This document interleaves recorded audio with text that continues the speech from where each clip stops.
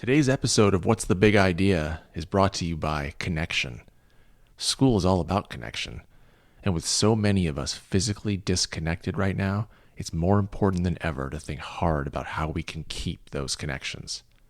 Technology provides some pretty incredible ways to keep people connected and together, and right now it's all about using that tech creatively. Connection, check it out. Now on to the show.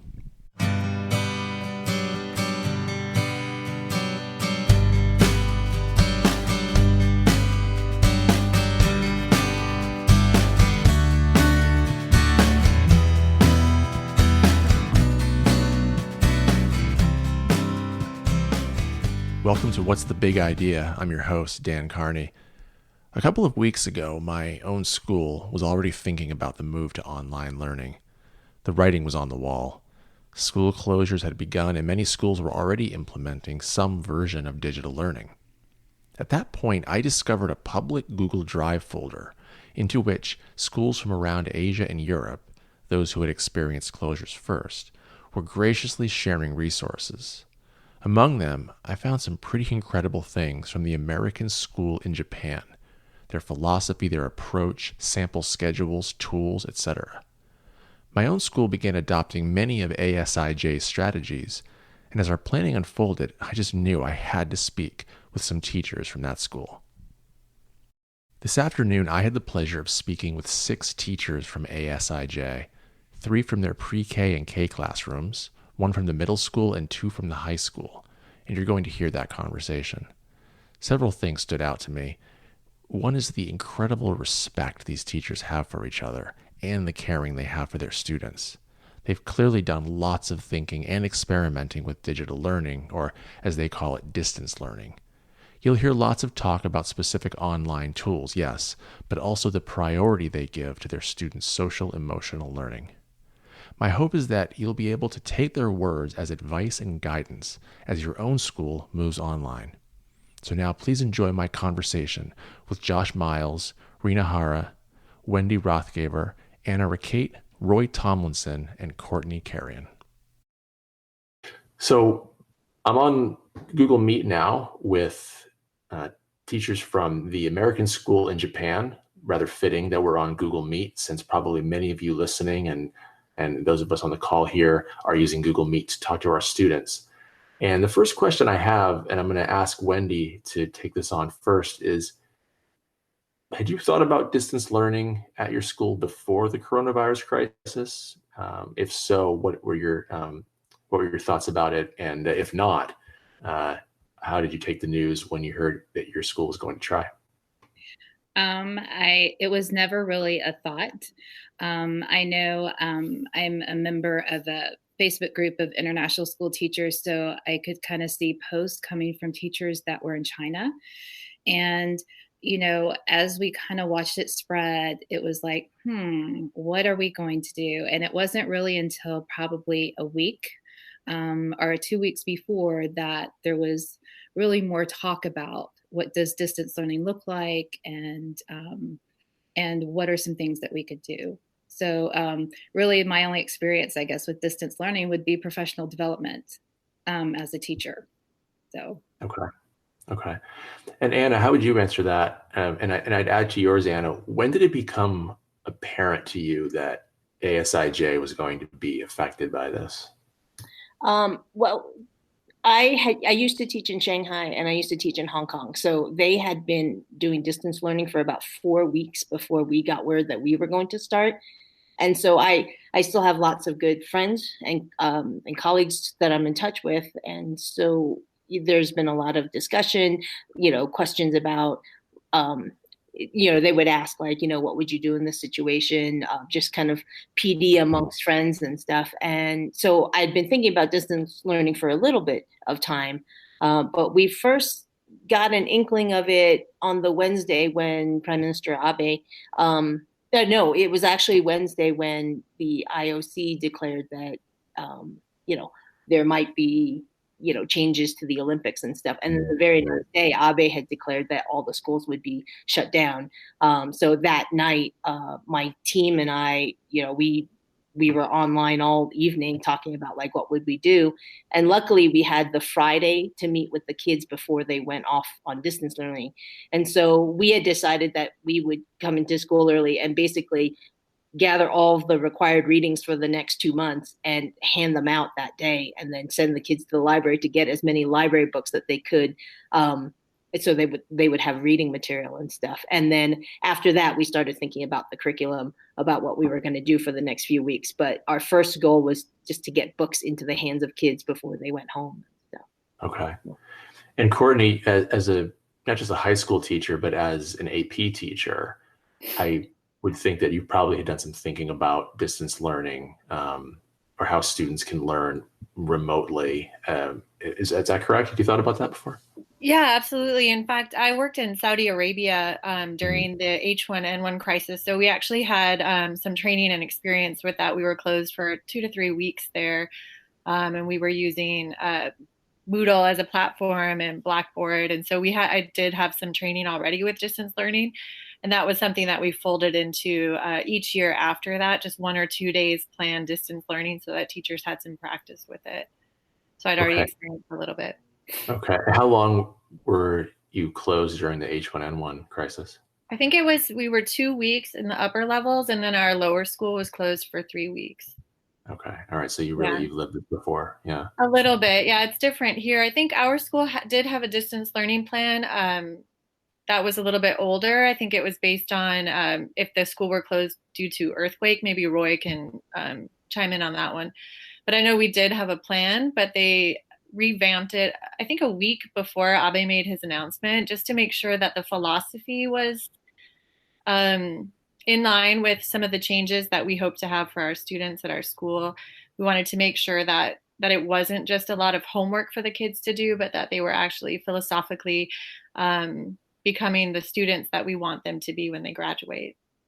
Yeah. And Roy, do you want to weigh in on that? And also, Roy, I'd ask, once it became apparent the school needed to close, what preparation went into that? Keeping in with Courtney's comment, how do you prepare teachers for a closure but still maintain the philosophy of the school? Yeah. First, I'll answer your first question. I think with regard to our math program, we have in my course, I'm really fortunate to work with, or my group, I'm really fortunate to work with a really good team, and I actually am working in a flipped classroom environment already. So for us, going to video instruction, we already do it, so it wasn't a big deal. The hardest part is that interaction and the human interaction that you have with students and the relationships that you form. So that part has been I think more emotional for the kids, not being able to be with their classmates and their teachers. I would say that the best thing our administration did, this whole thing, was they said, okay, they announced it on Thursday that or whatever it was after the Abe announcement, Thursday, that we were going to close the school. The kids came on Friday, so they had a day to sort of get ready for it. And then on Monday and Tuesday, they declared no teaching will happen, just getting ready for this distance learning. So we had 2 full days of work where it was quite frankly incredible to watch and incredible to experience, to work with our teams, because when you're given that time and space to just get with professional learning teams and just do the work that you do best, the results were just astounding. And I can only speak to the high school because we were just so sort of in our little cocoons, but I'm speculating here, but I know it's true that the middle school, elementary, and ACC all experience the same things. And so there's a lot to take away from this, I think, that is positive, especially with all the negative things coming out. Sure. So if we go all the way down to the other end of the school, Rena, what was that preparation like for you? You had those 2 days, and obviously your preparation is going to look very different than Roy's. What was going on in the ELC?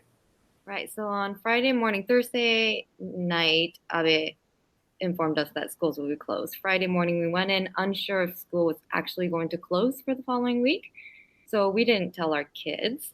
However, we met as a team first thing in the morning, and we talked about, okay, what are the things that the kids may need if online learning were to happen?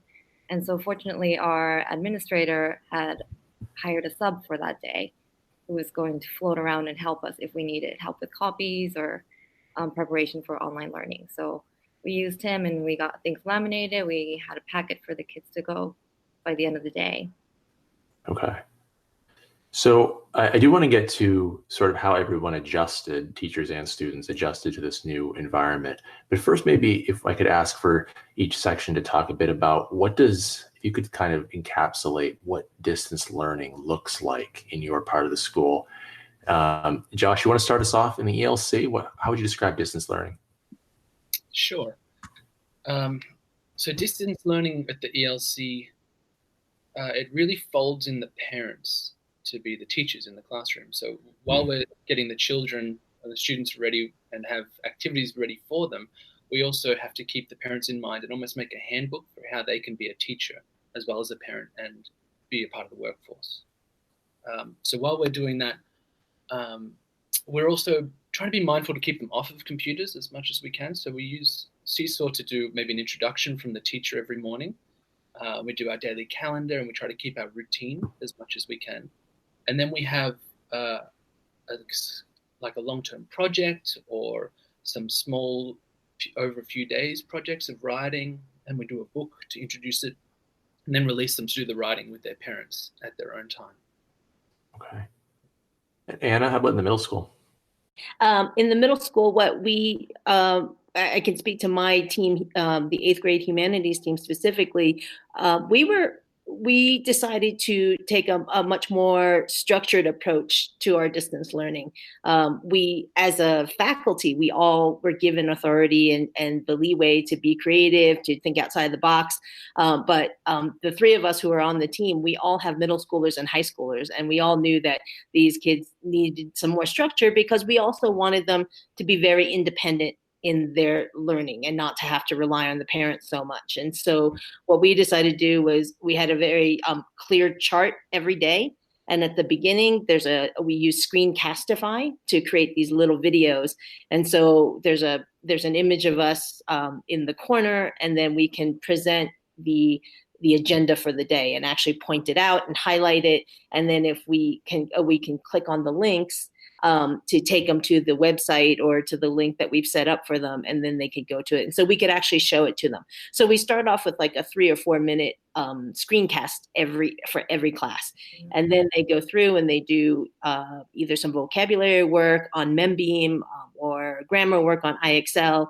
And then we have them, we were reading Of Mice and Men by John Steinbeck. And so we went through those chapters and everything. And each chapter came with some questions, and they had to take notes and stuff, which they would answer and then submit the following day. But what was very clear what worked for these guys was that there were very clear expectations.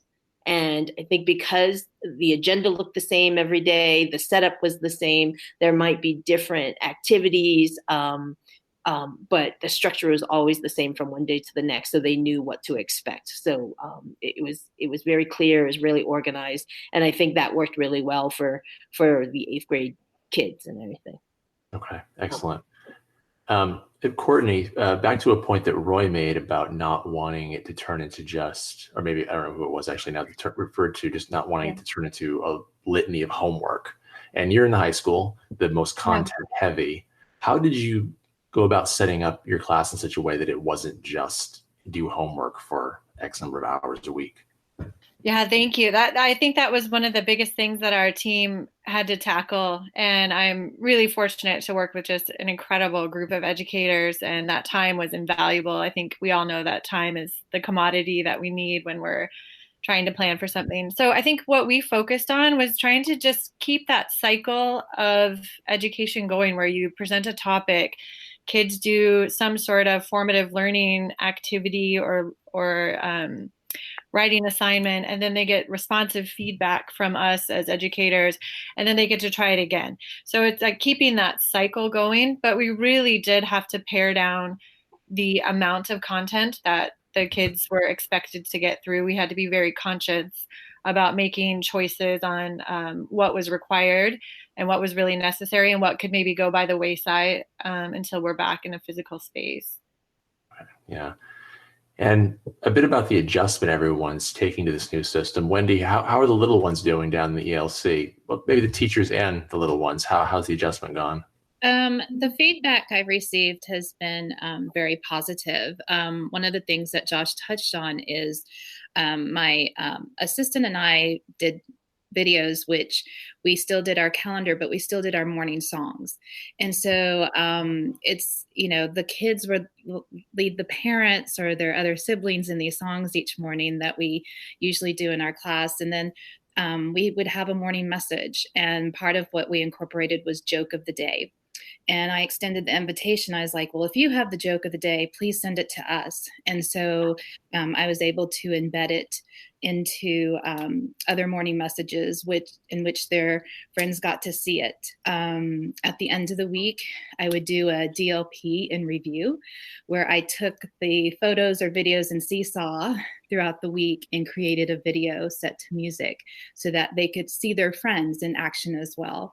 So it was trying to maintain that classroom community. And like I said, we've just received really positive feedback, and the parents are like, oh, they're so glad to see their friends on the screen, and they see you each morning. And I guess it kind of surprised me how positive it has been with our group. Excellent. Rena? Hi. As Wendy said, it is the social interaction that the kids, I think, are missing. They miss their friends, they miss their teachers, they miss just coming to school in general. So we created a Google Doc where children can share a photo or a video, and then they can comment on it. So the kids are commenting on each other's photos. Anna, you want to weigh in? One way we've tried to encourage the social interaction, we use Flipgrid, so the kids can actually make a little video of themselves talking about the content, and then they can respond to each other. But I actually started doing all class meetings with Google Meets. And that didn't actually work out so well because you can only see like 4 people on the side at one time. So I switched to Zoom, and that has been great because then you could see all 22 kids at the same time, and they could all make faces at each other, or they can participate and stuff. And they follow the rules that we've set up in class, like only one person speaks at a time, and they are very respectful of that. And so it's nice to be able to schedule like synchronous times where they all have to get on at the same time so that they can have that interaction. The other thing that I found out is that some of the kids have been getting together to do homework, or we at the end of Mice and Men, we always showed them the movie in class, and actually some kids got together to watch the movie together. As we go forward with social distancing, especially for you guys in the United States, that might not be possible. But I was listening to my own children talk about a program where they can actually watch a movie together and then comment on it with each other and stuff. So the technology is out there for kids to interact with each other, if not in a physical sense, but at least they can see each other's faces. Okay. Yeah. Kids can adapt incredibly quickly. Roy, how about up there in the high school math scene? You said you're already doing flipped classroom, but also you're probably under a lot of pressure to get through a certain amount of content. How have you found the adjustment for both your teachers and your students? It's been interesting. I think going to this, we didn't do so many synchronous experiences. We gave them a week. Here's a week calendar, so to speak, with all your assignments and everything else on it. And you have a week to get through this material. And, here's the videos, here's what you need to get through this week. Starting when we come back after the spring break, it's going to be a little bit more synchronous. We're going to be working more like, helping the kids structure their time. But in the higher level classes, we haven't had much of a problem, I don't think, with regard to them following along and being able to keep up. So I think what I miss the most is just them showing up. You have an office hours time like that we set up that was fixed. And just if I'm going to get off on a tangent for a second, I just want to say to my colleagues, because I'm looking at them here, I'm incredibly proud to be like in this meeting with you. Like I'm looking at my colleagues and I'm so like proud of the way we handled this, because it's just, it could have gone the other way. And so our kids they're getting the best possible experience they can get given the circumstances. So I'm just incredibly proud just to look at all your faces. And I was listening to Anna, and I just felt a really feeling of heartfulness. I'm a mindfulness teacher, so I sort of feel it sometimes, but just wanted to say that. But anyway, sorry, I digress. But I do think that kids, they need that connection. And so doing things like Flipgrid, and what we did was we came up with a questions document. And on that questions document, this is something I'm going to bring to the regular school year now. We just list a bunch of, any time a kid has a question, they just post it. We post the answer. Then kids can go and scroll through the questions. And if they have a question that matches somebody else's, it's already there. It's like an FAQ page. Mm-hmm. And it's not something I'd thought of before. And it's something we could do in the regular year, and it would just be there for kids. Yeah. Anyway. And bringing up mindfulness, Roy, is a great segue here. I've really been asking more about sort of the adjustment to academics, but Courtney, do you want to weigh in a bit on how do you think that your students are doing socially, emotionally, and what has the school done? What structures have been put in place to make sure that their mental health is being looked after? Yeah, I think as we settle into this being more of a long-term distance learning, being more long-term, I think the kids are feeling a little anxious. I know that especially for the AP students, they've been, with all of the uncertainty surrounding their exams, SEL has never been more important. I think that social interaction is really important. Our school has a person that we have assigned to Mr. Mike Nelson, and he is working on getting the kids together in fun ways. And so he's been putting competitions up on Flipgrid. We've been using our student council to post, different tasks and challenges for the kids. I know our coaches have made a mini Olympics with, activities for the kids to do and virtual teams to try to compete, and just anything that we can do to keep the kids together, even though we're so far apart. It has really helped, I think, for them social emotionally. Okay. And how about for you, Josh, where, SEL is largely your most important thing down there in kindergarten? What are you doing to ensure that the mental health of your students?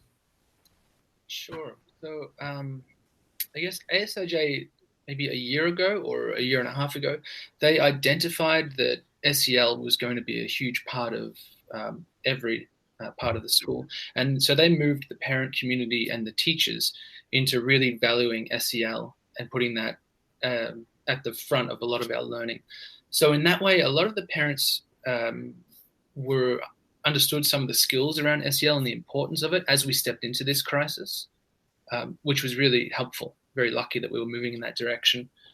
Our leader, Christy, has upped her communication to the parents every week, and we have as well. And it's just accepting that this is a strange situation and asking for their feedback and for their help in this moment, and just kind of being really honest with everyone and saying, we're all in this together. We're here to help as we can. And those opportunities for the kids to share with each other, like we said, recording seesaw videos or voices with each other, making small tasks. We did a scavenger hunt, and then at some point the kids were sending the scavenger hunt to each other to complete each other's scavenger hunt. So just trying to find those links with digital technology to keep communication alive. Rena, what was the reaction of parents in general when you moved to distance learning, and what has been the support or reaction of parents throughout this process? It's been highly positive for us, which is great, but it also puts a lot of pressure on us. So one thing that my partner teacher and I have been working on is making sure that we're not perfecting it and making sure that it's okay. Like sometimes we can let it go because we post videos of ourselves online every day. We keep editing and we keep refilming, and it could just go on for hours. So just making sure that we're having fun. And so hopefully the kids in the family will see that we're having fun and they'll have fun. And so hopefully it's a little bit of entertainment every day to start off their day. Sure. And Anna, in the middle school, parent reactions? There are some parents who wanted more synchronous classes, which, they wanted to have more time when the teachers were online and teaching the full class and everything. And I think our school decided that, we were going to be asynchronous, but you would schedule office hours. You would schedule some times when all the students would meet at the same time and everything. So I think it was a little bit mixed on our end. So I think that's something that your school needs to decide, or whatever school district is planning their distance learning plan. They have to put forward, this is what our plan is. This is how we're going to organize it, and then go from there. Just to kind of set some expectations for how long it takes to get used to it. I heard from people in Hong Kong and Shanghai that the first couple of weeks are hard. And I found the same thing here. You have to get into a groove. You have to get into a routine. It's not going to be perfect on day 1, 2, or 3. And I think about my own child who's a senior, who at the beginning of the 3rd week, she actually sat down at the dinner table and declared, you know what, I finally got it. I can finally organize myself, or I finally got into a groove with it and everything. And I think parents, teachers, students, they all need to give themselves time to make that adjustment. This is a huge adjustment for everybody. Everybody has been going to school, seeing their teachers, for years and years and years now, and they've never done online learning, distance learning before. None of us signed up for this. So I think all the different constituencies have to be really patient with each other and be understanding that, the kids didn't sign up to do online learning. The teachers didn't sign up to teach online learning. The school did not sign up to offer distance learning, because that's not our program. But because of the crisis that we're dealing with, we all had to kind of regroup, and we're all trying to do the best for the sake of the student, to be, to give them the best educational experience they can have during this situation that we're in right now. Sure.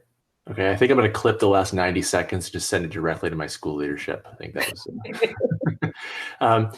yeah, Roy, go for it. Yeah, I just think that our school head set the tone so well this whole time. He's been a rock, and that's not kissing up. I don't do that. This guy, he just set the tone. He said from the beginning, and he took a lot of heat at the beginning, and so because he made some decisions, that were going to allow us to work from home and teachers to do some travel and different things if they needed to for their families, and but he also gave us permission to fail. He said, go out and take risks, do something different, don't be afraid.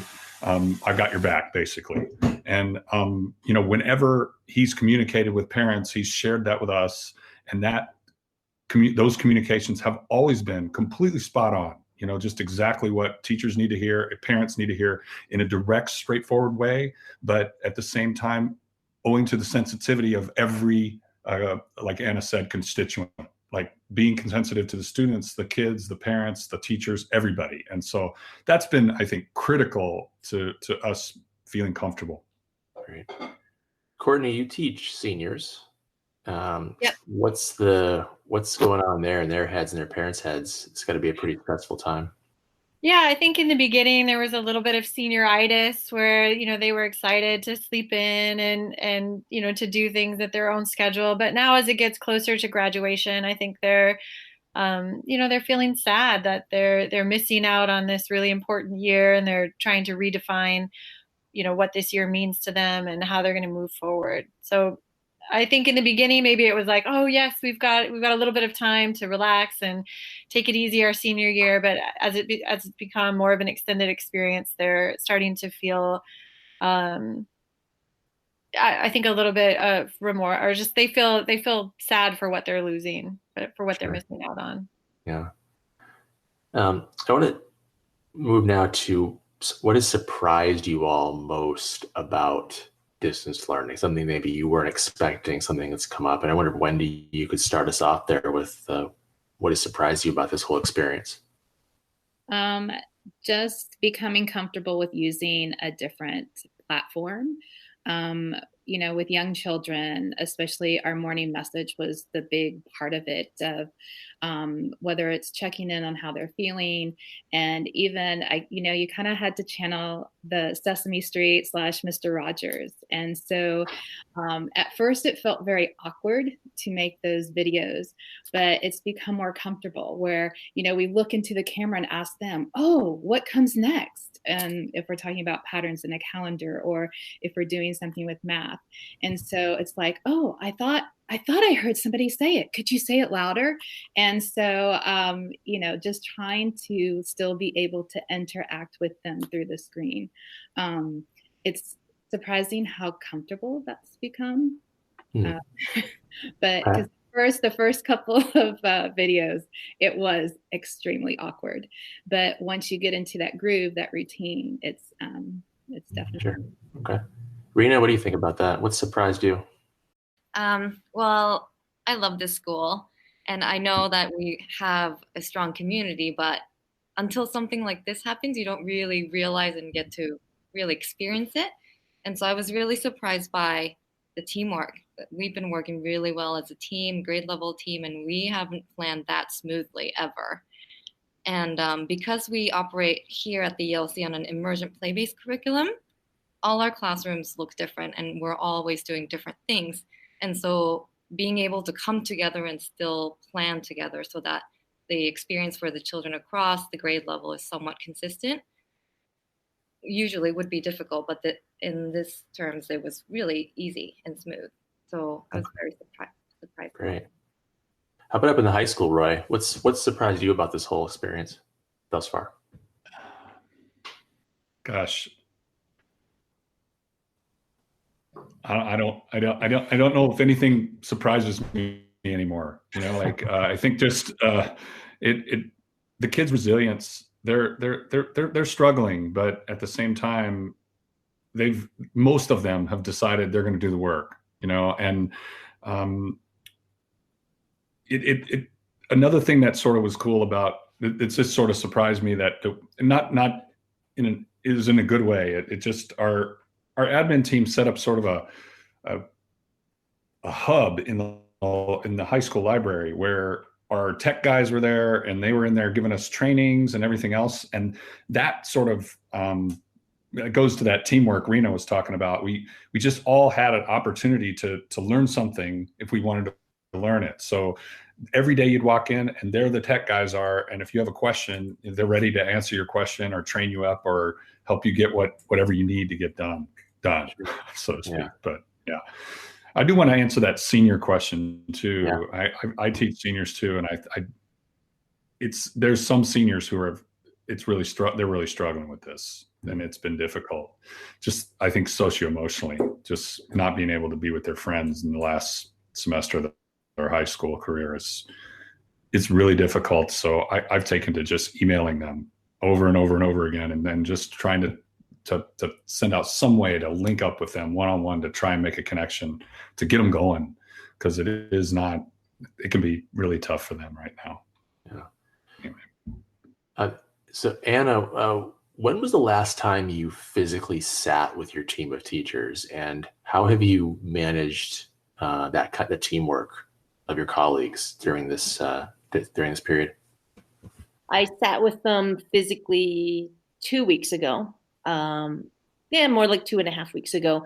But then I actually left the country because of my own family situation. My husband has been working in New York since September.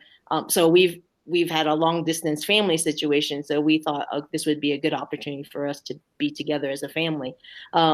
So I being out of the country, I have to operate on Japan time. So I work in the evening when everybody's working in the morning. But the last time I actually worked with my team was 2 days ago. And we met Friday morning for them, and we basically planned out the next 2 weeks after we get back and stuff.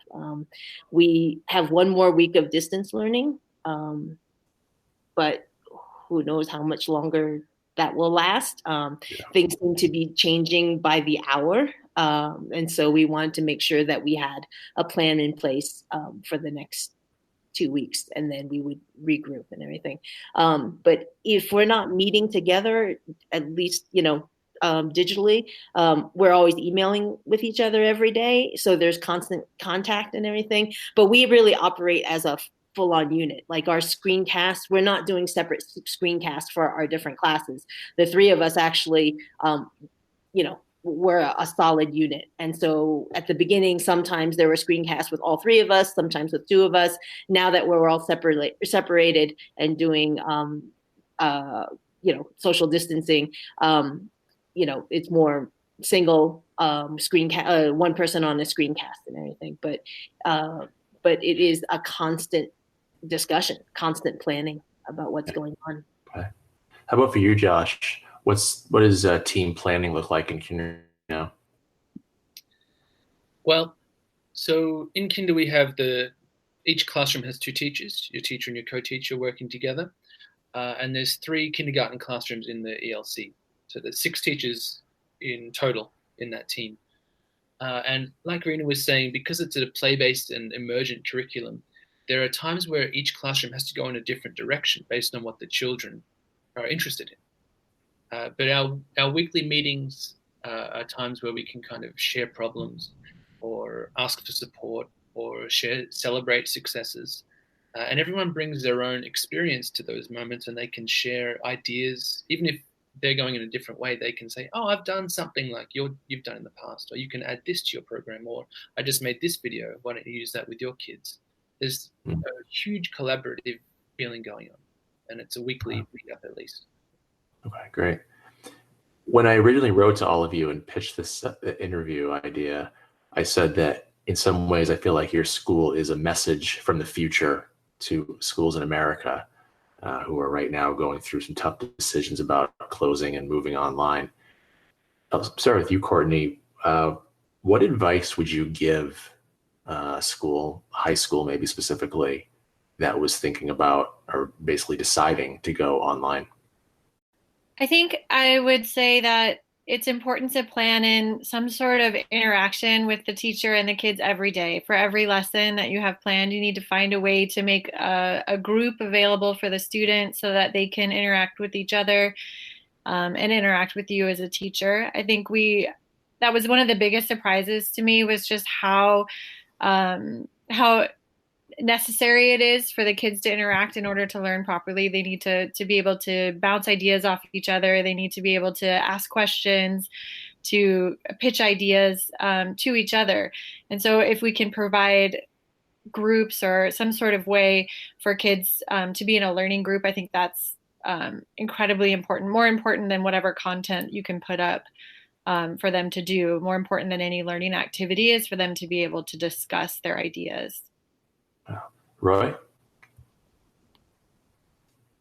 I would say preach patience to everybody, like to students, to parents, to teachers, that we know you don't know everything about how to do this. And reach out to the teaching community. Get on Twitter and follow some people that are doing this already. Because there's so many people that I follow on Twitter that I get information from. There's a lot of ways that you can get information. There's a whole bunch of teachers here that I know would be willing to share at least an outline of what we did. So reach out. That's what I would say. Don't be afraid to fail, because it ain't going to be perfect. I can tell you that. All right. Anna, middle school advice? I'm actually going to invoke my 2 high school students who are living with me at home. They actually, after a couple of weeks, they said, Mom, we need to sit down and tell you what the most successful classes are. And they went through they cited the teachers. Courtney was one of them. And they basically said, those teachers who set really clear and easy to understand directions was really important. The classes that were most successful were the ones where they knew what the expectations were, they knew what the learning targets were. And the most important thing for them was that they felt that those teachers were always available to them if they had questions, or even if they just wanted to chat and to jump back to a previous question that you asked about, like what surprised you the most. What surprised me the most as a middle school teacher is that these kids were actually, like most middle school students, like kind of ignore you. You know, they don't want much to do with the teachers and stuff like that. But it was amazing to me the number of students who log in during office hour times, not to ask questions about school, not to ask questions about the class, but they just want to get on and see who else is on, and they just want to chit chat with their teachers and stuff. And a lot of my office hour times are like, hey, what's up? What's going on with you? How are you dealing with things? It's not about the content. It's about the connections that you've made with the students. And so having that time, is really important. And that for my own children, that was one of the most important things that made the distance learning successful. Great. Rena, for a kindergarten class, what advice would you give? Have fun with it and trial and error. We just don't know how kids are going to react to something that you post. So see how they react, adjust, and then keep going. And we also make sure to check in on the parents as well. So when we have FaceTime with them, which is 10 minutes a week, we make sure to talk to the parents and say, how are you doing? Is there anything we can do to help? So, Josh? I would say be community minded. So especially at the kindergarten level, you need to get the parents on side, and you need to upskill them to be teachers in your place. So kind of like you're talking in the high school, that they needed learning targets. You need to pitch that to the parents in as simple language as you can, so they know what they're doing each day and what kind of language they can use, what kind of questions might help them to encourage their children to go a little further. I would say less is more. In that you maybe doing a longer term project, you should be expecting a kindergarten kid to do maybe an hour of activity a day, some literacy, some numeracy, some holistic activities.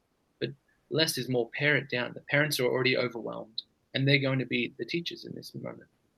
Yeah. And if you can stay off of a screen, I would try that as much as I can, right? Okay. How about in pre-K, Wendy? Very much the same as what Rena and Josh have said. Just trying to keep that community that you've built all through the school year. And it is not just screen time, when we have video chats with the kids, but also checking in on their families, either through, or you can do that through email as well.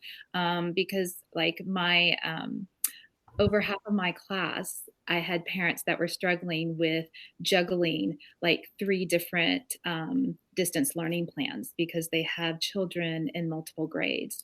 And so it was also giving them advice and here's another way that you could do that. And, just giving them those tools or those suggestions that will help them. Thank you. Well, Josh, Rena, Wendy, Anna, Roy, and Courtney, all teachers from the American School in Japan, I want to thank you so much for taking time today to join me. Really appreciate it. Thank you for having us. Thank you very much. Online learning has become a new reality. In a recent story on NPR's Morning Edition, the reporter noted that both the CDC and several leading epidemiologists don't think that school closures less than 8 weeks will be effective. Up to 20 weeks might be what it takes, they note. This could mean that online learning, remote, digital distance, whatever we call it, could be for some time to come. And the more resources we can share and the more support we can provide to maintain not just the learning, but also the connection, the better off we all will be. Thanks for checking out What's the Big Idea? Please leave comments and questions or your own links on our Twitter feed @BigIdeaEd. Check us out next time.